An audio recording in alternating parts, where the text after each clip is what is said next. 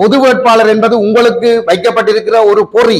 இந்த தேர்தல்களை பகிஷ்கரிப்பதன் மூலம் மாத்திரம்தான் உங்களுடைய இருப்பை பாதுகாத்துக் கொள்ள முடியும். அரியநேந்திரன் அவர்கள் கடந்த பாராளுமன்ற தேர்தலில் படுதோல்வி அடைந்தவர். வரப்போகிற தேர்தலிலும் அவர் வெற்றி பெறுவதற்கான வாய்ப்பில்லை. சுமந்திரனுடைய அனைத்து செயற்பாடுகளுக்கும் ஒத்துழைத்து செயற்பட்ட அரியநேந்திரன் அவர்கள் இன்று அவர் சுமந்திரனோடு பிரச்சனை போன்று அல்லது தான் ஒரு வேறு நிலைப்பாட்டில் இருப்பவர் போன்ற ஒரு தோற்றப்பாட்டை காட்டிக்கொள்வது என்பது முழுக்க முழுக்க ஒரு ஏமாற்று நாடகம். எங்களுடைய மக்கள் மறதிக்காரர்கள் என்ற அடிப்படையிலே அவர்கள் என்று புதிய விடயங்களை பேசுவது போன்று அவர்கள் பேசுகின்றார்கள். அவர்களால் சுயமாக முடிவெடுக்க முடியாது.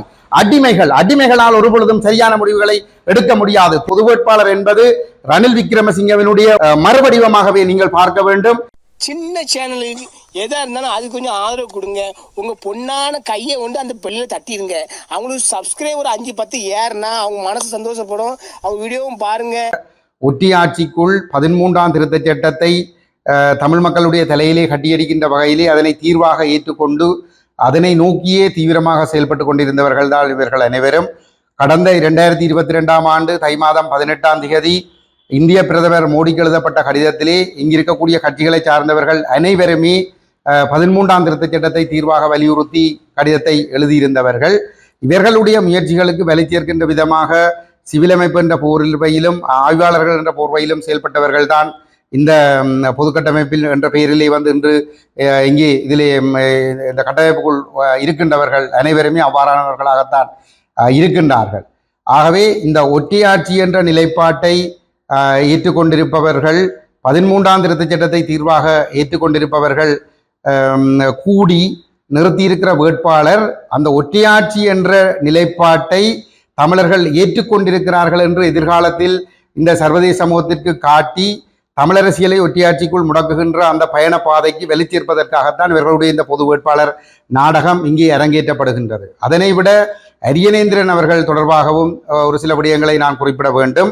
அரியநேந்திரன் அவர்கள் தமிழ் தேசிய கூட்டமைப்பினுடைய நாடாளுமன்ற உறுப்பினராக தெரிவு செய்யப்பட்டு பாராளுமன்றத்திலே இருந்த காலப்பகுதியிலே, குறிப்பாக 15ஆம் ஆண்டுக்கும் 19ஆம் ஆண்டுக்கும் இடைப்பட்ட காலப்பகுதியிலே சுமந்திரன் சம்பந்தனோடு சேர்ந்து அவர்கள் மேற்கொண்ட அனைத்து முயற்சிகளுக்கும் உறுதுணையாக இருந்த ஒருவர். நடந்தது இனப்படுகொலை அல்ல, சர்வதேச விசாரணை முடிந்துவிட்டது, உள்ளக விசாரணை மீது நம்பிக்கை இருக்கிறது, நல்லாட்சி மீது நம்பிக்கை இருக்கிறது, சர்வதேச விசாரணை வேண்டாம், உள்ளக விசாரணைக்கு சந்தர்ப்பம் கொடுங்கள் என்று சொல்லி சுமந்திரனுடைய தலைமையிலே தமிழ் தேசிய கூட்டமைப்பில் இருந்த 16 நாடாளுமன்ற உறுப்பினர்களும் கூட்டாக ஐக்கிய நாடுகள் மனித உரிமைகள் பேரவையை நோக்கி மேற்கொண்ட அனைத்து முயற்சிகளிலும் சுமந்திரனுக்கு பக்கபலமாக இருந்து அந்த ஒற்றையாட்சிக்குள் இந்த உள்ளக விசாரணைக்குள் முடக்குகின்ற செயல்பாட்டிற்கு முழுமையாக துணை போனவர். இன்று மஹிந்த ராஜபக்ச, கோட்டாபய ராஜபக்ச மற்றும் இந்த இராணுவ தளபதிகளுக்கு எதிரான ஒரு சர்வதேச விசாரணை கொண்டு வரப்படாமல் அது தடுக்கப்பட்டு அவர்கள் இன்றும் பாதுகாப்பாக இங்கே விளம்பரக்கூடிய ஒரு சூழல் இருக்கிறது என்று சொல்லி சொன்னால் இவர்கள் எல்லோரும் கூட்டாக சேர்ந்து செய்த சதியினுடைய வெளிப்பாடாகத்தான் அந்த சர்வதேச விசாரணை என்பது இல்லாமல் போயிருக்கிறது. அது மட்டுமல்லாமல் இந்த அரியநேந்திரன் அவர்களும் சுமந்திரன் சம்பந்தனோடு சேர்ந்து 2016ஆம் ஆண்டு நல்லாட்சி அரசாங்கத்தினுடைய பங்காளிகளாக இருந்து கொண்டு இந்த நாட்டினுடைய இனப்பிரச்சனையை தீர்த்தல் என்ற பெயரிலே ஒரு புதிய அரசியலமைப்பை உருவாக்குவதற்காக உருவாக்கப்பட்ட அரசியல் யாப்பு நிர்ணய சபையிலே கூட்டமைப்பு பங்கெடுத்த பொழுது வடகிழக்கு இணைப்பை கைவிடுவதற்கும் சமஷ்டியை கைவிடுவதற்கும் பௌத்தம் அரச மதம் என்று ஏற்றுக்கொண்டும் ஏக்கிய ராட்சியவை ஏற்றுக்கொண்டும் ஒரு வரைவு ஒன்று தயாரிக்கப்பட்டு அது முழுமை பெறுவதற்கு இவர்கள் முழுமையாக ஒத்துழைத்திருந்தவர்கள் என்பதனையும் எங்களுடைய மக்கள் தெளிவாக புரிந்து கொள்ள வேண்டும். அந்த வரைவு என்பது தெளிவாக அந்த காலத்திலே மிக தீவிரமாக கடுமையான விமர்சனங்களுக்கு உள்ளாக்கப்பட்டது. ஏக்கிய ராட்சியம் என்ற அடிப்படையிலே அது தயாரிக்கப்பட்டு ஒரு விரைவாக கையில் இருக்கின்றது. 18ஆம் ஆண்டு இறுதியில் அல்லது 19ஆம் ஆண்டு ஆரம்ப பகுதியிலே நாடாளுமன்றத்திலே அந்த விரைவு வாக்கெடுப்புக்கு விடப்பட்டு விவாதத்திற்கு விடப்பட்டு அது வாக்கெடுப்புக்கு கொண்டு வரப்பட்டிருந்தால் அந்த ஏக்கிய ராட்சிய விரைவை ரணில் மைத்திரி அரசோடு கூட்டாக இணைந்து தயாரித்த தமிழ் தேசிய கூட்டமைப்பினர் 16 பேரும் அதை ஆதரிக்கக்கூடிய ஒரு சூழல் இருந்தது. ஆனாலும் இந்த மாவீரர்களுடைய தியாகத்தினாலே 2018 இறுதியில் ஏற்பட்ட குழப்பம் காரணமாக அந்த ஏக்கிய ராட்சிய விரைவு நாடாளுமன்றத்திற்கு கொண்டு வந்தது நிறைவேற்றப்படுகின்ற செயல்பாடு இயற்கையாகவே தடுக்கப்பட்டிருந்தது. ஆகவே இந்த சம்பந்தன் சுமந்திரனோடு, குறிப்பாக சுமந்திரனுடைய அனைத்து செயற்பாடுகளுக்கும் ஒத்துழைத்து செயற்பட்ட அரியநேந்திரன் அவர்கள் இன்று அவர் சுமந்திரனோடு பிரச்சனை போன்று அல்லது தான் ஒரு வேறு நிலைப்பாட்டில் இருப்பவர் போன்ற ஒரு தோற்றப்பாட்டை காட்டிக்கொள்வது என்பது முழுக்க முழுக்க ஒரு ஏமாற்று நாடகம். குறிப்பாக அவருடைய மாவட்டத்திலே மயிலத்தமடு மாதவனை பகுதிகளிலே 3 லட்சத்துக்கும் அதிகமான கால்நடைகள் அழிக்கப்பட்டு அந்த பகுதியிலிருந்து பண்ணையாளர்கள் விரட்டப்பட்டு சிங்கள புலனறுவை மாவட்டம் மற்றும் வேறு மாவட்டங்களைச் சேர்ந்த சிங்களவர்கள் கொண்டு வந்து அங்கே சோள பயிர்ச்செய்கையிலும் ஏனைய சிறுதானிய பயிர்ச்செய்கையிலும் ஈடுபடுத்தப்படுகின்ற செயல்பாடுகளை ஆரம்பித்து வைத்தவர் மைத்ரிபால சிறிசேன அவர்கள்.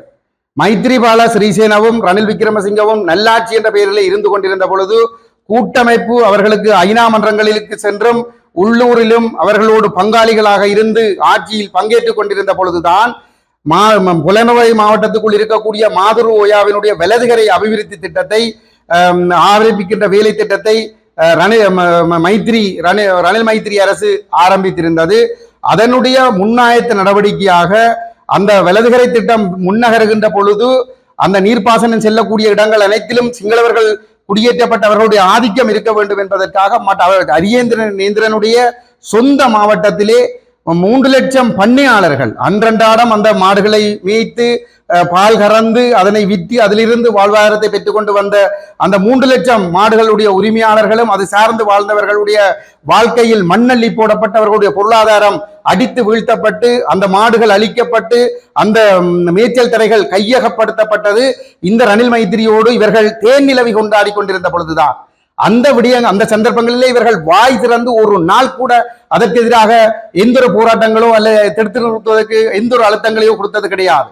அவ்வாறானவர்கள் வடக்கு கிழக்கிலே பல்வேறுபட்ட சிங்கள பௌத்த மயமாக்கல்கள் நடைபெற்ற பொழுது நல்லாட்சி என்ற பெயரிலே ரணிலுக்கு முண்டு கொடுத்துக் கொண்டிருந்தார்களே தவிர, மைத்திரிக்கு முண்டு கொடுத்துக் கொண்டிருந்தார்களே தவிர எந்த ஒரு இடத்திலும் வந்து அவர்கள் அதனை தடுத்து நிறுத்துவதற்கான அழுத்தங்களை ஏற்படுத்தி இருக்கவில்லை. அவ்வாறான ஒருவர் அவர் தமிழரசு கட்சியினுடைய மத்திய குழு உறுப்பினர். தமிழரசு கட்சி தலைமை தாங்கி இந்த டிலோபுலோ டிபிஆர்எல்எஃப் அனைத்தையும் ஒருங்கிணைத்த வகையிலே தான் இந்த துரோகங்கள் அனைத்தும் நடைபெற்று முடிந்திருக்கிறது.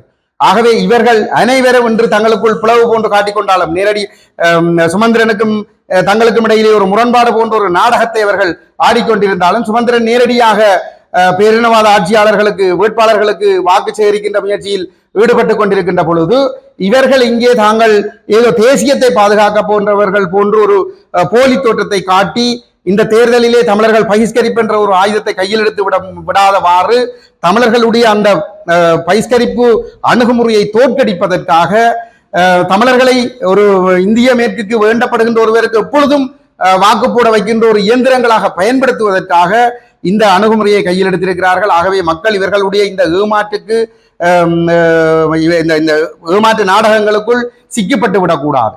வடகிழக்கு பிரிக்கப்பட வேண்டும். பிரிக்கப்பட்ட அடிப்படையிலே 16ஆம் ஆண்டுக்கு பிற்பாடு ரணில் மைத்திரி அரசினால் உருவாக்கப்பட்ட ஏக்கிய ராஜ்ய வரைவை முழுமையாக பங்கெடுத்து ஆதரித்தவர்கள் இன்று வடகிழக்கிணைந்த தாயகத்தில் சமஸ்தி என்று சொல்வதெல்லாம் முழுக்க முழுக்க ஏமாற்று நாடகம்.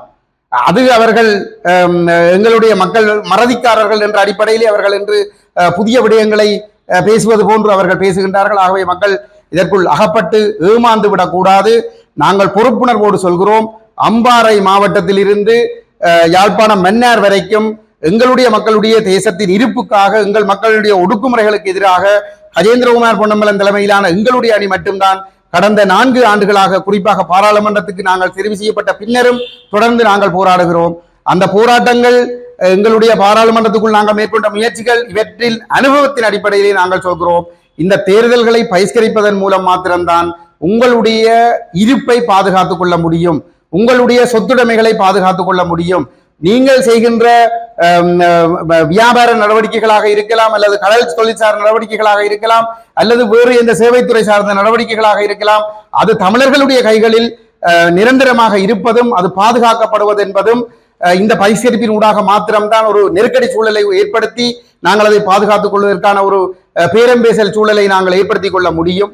ஆகவே நீங்கள் தயவு செய்து வந்து இவர்களுடைய இந்த ஏமாற்றுகளுக்கு ஈடுபடாமல் நீங்கள் இந்த தேர்தலை பகிஷ்கரிக்க வேண்டும். பொது வேட்பாளர் என்பது ரணில் விக்ரமசிங்கவினுடைய ஒரு மறுவடிவமாகவே நீங்கள் பார்க்க வேண்டும்.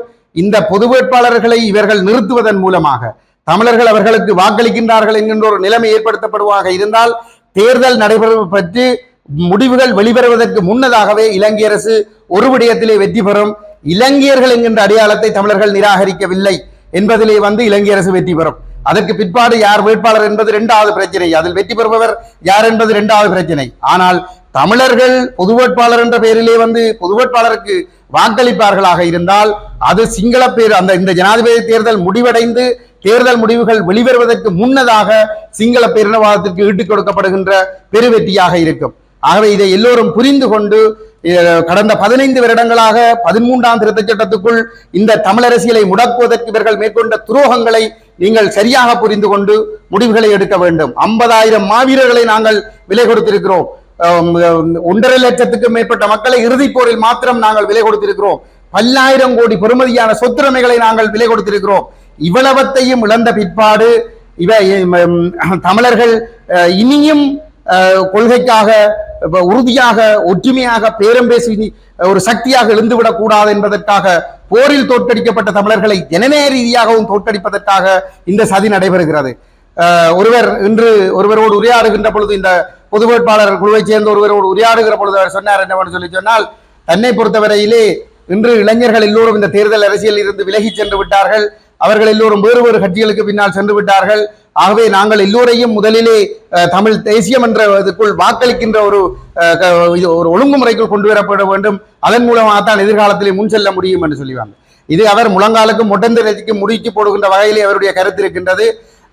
இந்தியாவினுடைய பிடிக்குள் சிக்குண்டிருக்கின்றவர்கள் தங்களுடைய முடிவுகளை சரியான முறையில் நியாயப்படுத்த முடியாமல் இவ்வாறு முழங்காலுக்கும் மொட்டந்தரைக்கு முடிச்சு போடுவது போன்ற கருத்துக்களை சொல்லிக் கொண்டிருக்கின்றார்கள். இளைஞர்களை ஒரு லட்சியத்தின் பின்னால் ஒரு நிலைப்பாட்டின் பின்னால் ஒன்று திரட்டுவதாக இருந்தால் இந்த தேர்தலை பகிஷ்கரிப்பதன் மூலம் இலங்கையர்கள் என்ற அடையாளத்தை நாங்கள் நிராகரிப்பது என்பது இலங்கைக்கு ஒரு ராஜதந்திர ரீதியான நெருக்கடியை ஏற்படுத்தும் என்கின்ற விடயங்களை தெளிவுபடுத்தி தமிழர்கள் தேர்தலை புறக்கணித்தால் தமிழர்களை தங்களோடு கொண்டு வருவதற்காக இந்த சிங்கள தரப்புகள் தமிழர்களோடு பேரம் பேச வேண்டிய ஒரு நிர்பந்தம் ஒன்று உருவாகும். ஆகவே நாங்கள் எல்லோரும் பகிஷ்கரிக்க வேண்டும். பகிஷ்கரிப்பதன் மூலம் இளைஞர்களுடைய எதிர்காலத்தை நாங்கள் பிரகாசமானதாக மாற்றியமைக்கக்கூடிய ஒரு சூழலை உருவாக்க முடியும் என்று சொல்லி எல்லோரையும் ஒன்றாக பகிஷ்கரிக்கின்ற ஒரு பாதைகள் கொண்டு செல்வதை விடுத்து அந்த இளைஞர்களை தோற்கடித்து தமிழ் சமூகத்தை தோற்கடிக்கின்ற விதமாக அவர்கள் ஒரு புது வியாக்கியானத்தை கூற முற்படுகின்றார்கள். ஆகவே இவர்கள் அனைவருமே கடந்த காலத்திலே ஏதோ ஒரு வகையில் இந்தியாவிடம் கடமைப்பட்டவர்கள் அல்ல இலங்கை அரசிடம் கடமைப்பட்டவர்கள் அல்லது அரசியலிலே குற்றமிழைத்தவர்கள், பதவிகளை வகித்த பொழுது குற்றமிழைத்தவர்கள். அவர்களால் சுயமாக முடிவெடுக்க முடியாது.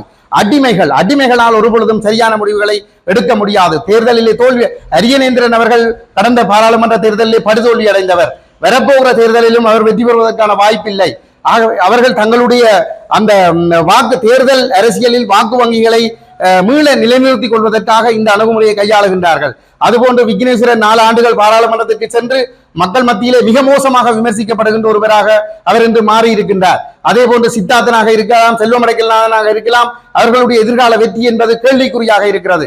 ஆகவே இவர்கள் தங்களோட தேசியவாதிகள் போன்ற ஒரு வேஷத்தை போட்டு தமிழ் மக்கள் மத்தியிலே தங்களுடைய சரிந்து போன செல்வாக்கை தூக்கி நிறுத்துவதற்காக கையில் எடுத்திருக்கிற ஒரு ஆயுதமாகவும் அதே நேரத்திலே இந்திய மேற்குக்கு தேவைப்படுகின்ற கொழும்புக்கு தேவைப்படுகின்ற விதமாக தமிழர்களை விரும்புகின்ற ஒரு கருவியாக கையாள்வதற்கு வாக்களிப்பதன் மூலமாகத்தான் நாங்கள் மாற்றங்களை ஏற்படுத்த முடியும் என்ற ஒரு போலி தோட்டத்தை காட்டி தமிழர்களை தோற்கடிப்பதற்கு முயற்சிக்கிறார்கள். தயவு செய்து மக்களை பொறுப்புணர்வோடு சொல்கிறோம், இந்த தேர்தலை நீங்கள் பகிஷ்கரியுங்கள். பொது வேட்பாளர் என்பது உங்களுக்கு வைக்கப்பட்டிருக்கிற ஒரு பொறி. இதை நம்பி எங்களுடைய மக்கள் ஏமாறுவார்களாக இருந்தால் இன்னும் 5 வருடங்களில் வடக்கு யாழ்ப்பாணம் மாவட்டத்தில் கூட 30% சிங்கள குடியேற்றம் நிறைவேறந்திருக்கக்கூடிய ஒரு ஆபத்து ஏற்படும். ஆகவே பொறுப்புணர்வோடு சொல்கிறோம், இவர்களை அனைவரையும் நிராகரியுங்கள், தேர்தலை பகிஷ்கரியுங்கள் என்று கேட்டு புறக்கணியுங்கள் என்று கேட்டு கருத்துக்களுக்கு நன்றி கூறி வாய்ப்புக்கு நன்றி கூறி விடைபெறுகிறேன். நன்றி. சின்ன சேனலுக்கு எதா இருந்தாலும் அது கொஞ்சம் ஆதரவு கொடுங்க.